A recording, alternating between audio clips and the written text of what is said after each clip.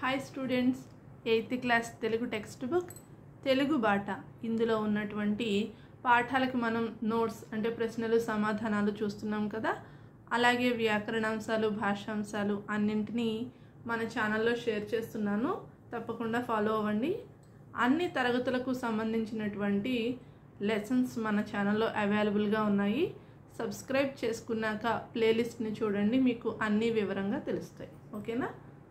ఇప్పుడు మనం ఈ 8th క్లాస్ తెలుగు బాట టెక్స్ట్ బుక్లో ఉన్నటువంటి నాటి చదువు ఈ పాఠంలో ఉన్న ప్రశ్నలు సమాధానాలు చూద్దాము. వ్యక్తీకరణ సృజనాత్మకత ఇందులో ఉన్న ప్రశ్నలు. మొదటి రోమన్లో 4-5 వాక్యాలలో సమాధానాలు రాయండి అని ప్రశ్నలు ఇచ్చారు కదా. అంటే ఇవి క్లుప్తంగా రాస్తే సరిపోతుంది. ఈ ప్రశ్నలకు సమాధానాలు క్లుప్తంగా రాయాలి.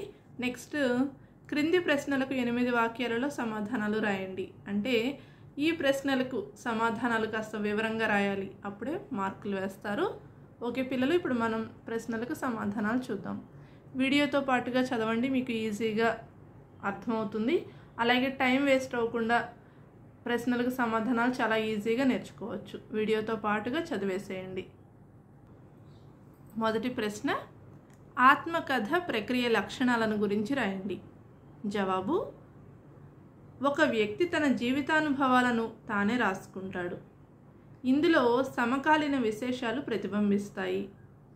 రచయిత అనుభవాలే కాకుండా ఆ కాలం నాటి సాంఘిక, ఆర్థిక, రాజకీయ పరిస్థితులు తెలుస్తాయి. ఇతరులకు ప్రేరణ ఇస్తుంది. ఉత్తమ పురుష కథనంలో సాగుతుంది. చూసారు కదా, ఆత్మకథ ప్రక్రియ లక్షణాలు ఇవి. నెక్స్ట్ ప్రశ్న, రెండవ ప్రశ్న, వెంకటరంగయ్య పరీక్షలలో కృతార్థుడైన విధము రాయండి. సమాధానం: వెంకటరంగయ్య గారు 2వ తరగతి చదువుతున్నప్పుడు ఒక రాత్రి 7-8 గంటల మధ్య తనిఖీ అధికారి వచ్చారు. ఆయన మరుసటి రోజు ఉదయాన్నే మరో గ్రామానికి వెళ్ళాలనే ఉద్దేశంతో ఆ రాత్రే పిల్లలందరినీ సమావేశపరచాల్సిందిగా అయ్యవారిని ఆదేశించారు. వెంటనే అప్పటికే నిద్రపోతున్న వెంకటరంగయ్య గారిని లేపి అధికారి ముందు హాజరుపరిచారు. ఆ అధికారి రంగయ్య గారిని ఒక పద్యం, ఒక ఎక్కం అప్పగించమని, పెద్దబాల శిక్షలోని 2 వాక్యాలను చదవమని అడిగారు. ఆయన అడిగినట్లు చేయగానే రంగయ్య గారు కృతార్థులైనట్లు ప్రకటించారు. మూడవ ప్రశ్న, నాటి విద్యార్థులు దసరా పండుగకు చేసిన కార్యక్రమాన్ని గురించి రాయండి. నాటి విద్యార్థులందరూ దసరా పండుగకు 20 రోజుల ముందే దసరా పద్యాలను నేర్చుకునేవారు. వాటిని తాటి ఆకులపై రాసి వాటన్నింటినీ ఒక పుస్తకంలా కుట్టేవారు. ఆ పుస్తకాన్ని తీసుకుని అయ్యవారితో కలిసి కొందరి ఇళ్లకు వెళ్ళి ఆ పద్యాలను అప్పగించేవారు. ఇంటి యజమానులు విద్యార్థులకు పప్పు బెల్లాలను, అయ్యవారికి అర్ధ పావలా డబ్బులను ఇచ్చి పంపేవారు. మంచి దుస్తులను ధరించి చేతిలో బాణాలను పెట్టుకుని ఊరంతా తిరిగేవారు. తరువాత ప్రశ్న, ఈ క్రింది ప్రశ్నలకు 8 వాక్యాలలో సమాధానాలు రాయండి. అంటే ఇవి పెద్ద ప్రశ్నలు చెప్పాను కదా, సమాధానం కాస్త వివరంగా రాయాలి. మొదటి ప్రశ్న, ఆనాటి విద్యా విధానంలో ఉన్న ప్రత్యేకత ఏమిటి? సమాధానం: స్వాతంత్ర్యానికి పూర్వం పిల్లవానికి 5వ ఏట అక్షరాభ్యాసం చేసి వీధి బడికి పంపటంతో విద్యాభ్యాసం ప్రారంభమయ్యేది. విద్యార్థుల్లో కొందరు కర్ర పలకపై శుద్ధ ముక్కలతో రాస్తే మరికొందరు మట్టి పలకలను, మట్టి బలపాలను ఉపయోగించేవారు. కొంతమంది పాత పద్ధతిలో గంటంతో తాటాకుల మీద రాయడం నేర్చుకుంటే మరికొందరు కరక్కాయ సిరాను ఉపయోగించేవారు. ఆడపిల్లలు ఎవరూ బడికి వచ్చి చదువుకునేవారు కాదు. కూర్చోవడానికి బెంచీలు ఉండేవి కావు. తాటాకు చాపలను తెచ్చుకుని కూర్చునేవారు.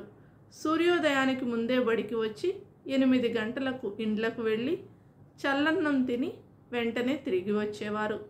మధ్యాహ్నం 11 గంటలకు ఇండ్లకు వెళ్ళి భోజనం చేసి 2 గంటలకు వచ్చి సాయంకాలం వరకు ఉండేవారు.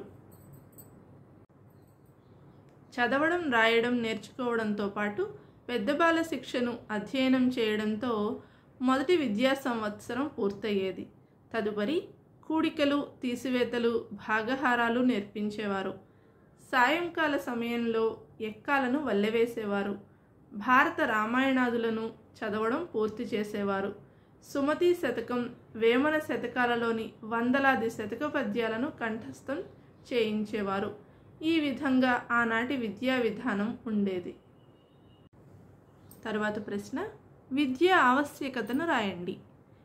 జవాబు, విద్య లేనివాడు వింత పశువు అనే సామెత, విద్యా దదాతి వినయం అనే సూక్తి విద్య యొక్క ఆవశ్యకతను తెలియచేస్తాయి. మానవుడి జంతు దశ నుండి మానవత్వం ఉన్న మనిషిగా మారడానికి సహకరించేదే విద్య. ఆది మానవుడు ఆధునిక మానవునిగా ఎదగడానికి తోడు నీడగా నిలిచినదే విద్య. మానవునకు అన్నింటికన్నా గొప్పధనం విద్యాధనమే.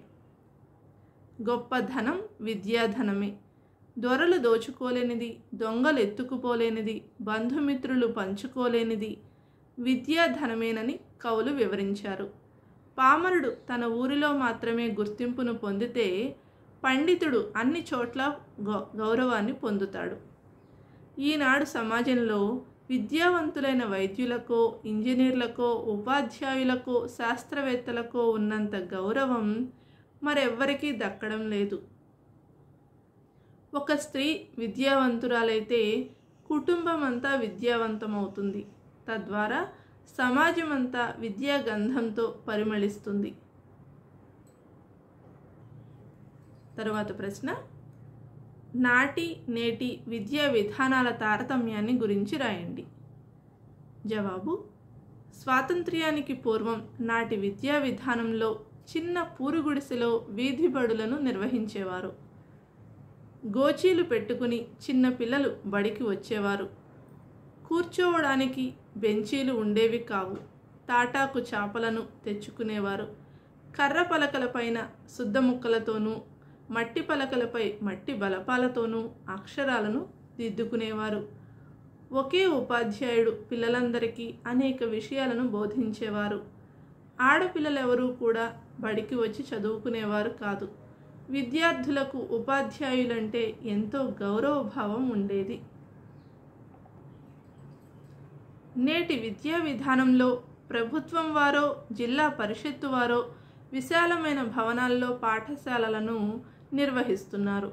పిల్లలందరూ ఒంటి నిండా చక్కటి దుస్తులను ధరించి వెళుతున్నారు.